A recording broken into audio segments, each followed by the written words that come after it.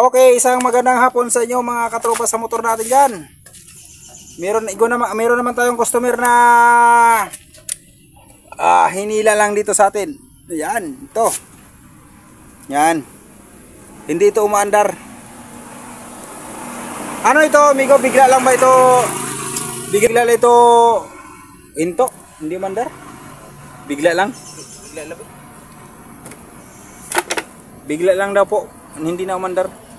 So solusyonan natin ang ganitong problema, no? Sa unang hakbang natin, itis natin ang spark plug, no? Andito sa kuha sa may spark plug cap natin.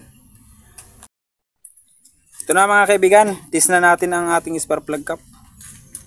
Subukan na natin kung mayroong kuryente. Ito ang spark plug cap. Tugas man.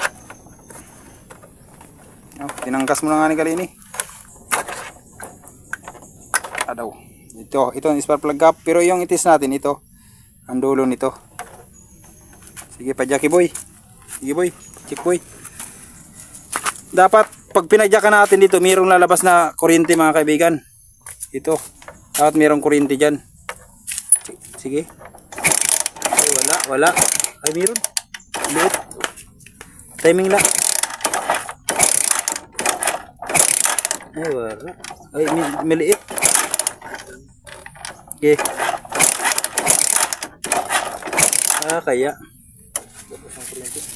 Kaya shortage siya ang kuryente, maikli, pinakamaikli. So ibig sabihin hindi yan nakasunog ng gasolina. So ang gagawin natin ito, ang motor na ito ay titingnan natin siya kung battery operated nga ba siya o 5 pin o di primary. Ito na mga kaibigan, ito ang kanyang supply. At kung titingnan natin, ito yung ating ito yung ating primary, itong kulay black na may stripe na pula. Ito yung primary. So, ang may problema na talaga nito ang stator niya. Ito doon sa loob ng magneto. So, ang gagawin lang natin para hindi na tayo magbaklas ng magnetong 'yan, ito na lang ating papalitan. I-convert na lang natin ito sa 4-pin CDI. Ibig sabihin ganito.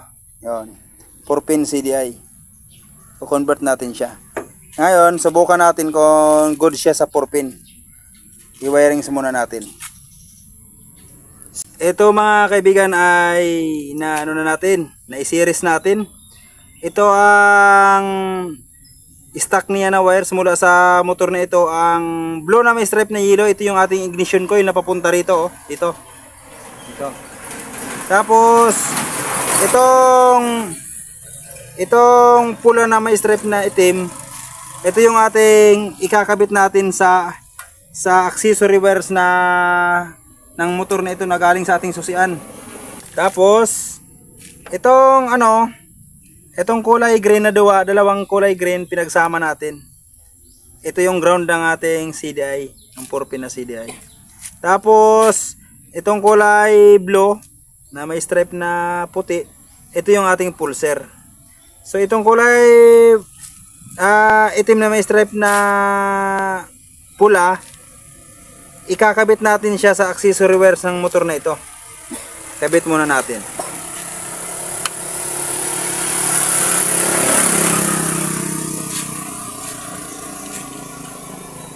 Okay.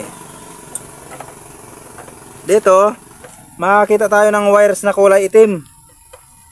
Ito yung ating accessory wires. Ito yung accessory wires natin. So, itap natin yung kulay pula na may stripe na itim. Tap natin siya dito. Para ma-convert na natin siya na 4-pin. Ikakabit natin ito. Itong kulay.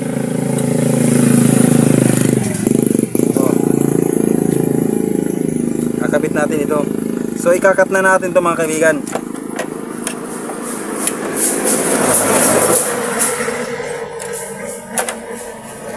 I-test muna natin ito kung mayroong supply ang kulay itim. Test natin.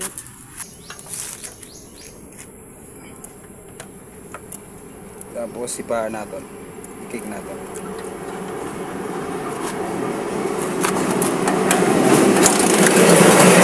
ako ng susi. Diba? Meron ilaw mga kaibigan. Ayan o. Yun.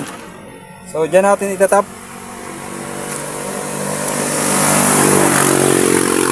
Sabi ng iba, hindi daw pwede mag-battery operated kapag walang battery.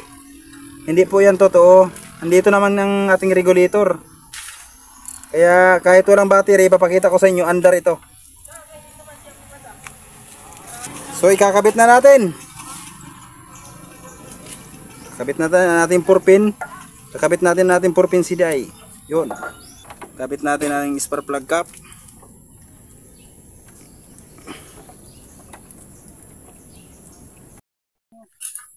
Sige, start. Now. So ayun, mga kaibigan. Thank you. Ganun lang, ano. Maraming salamat sa panonood. Thank you. Okay, like and share. Thank you.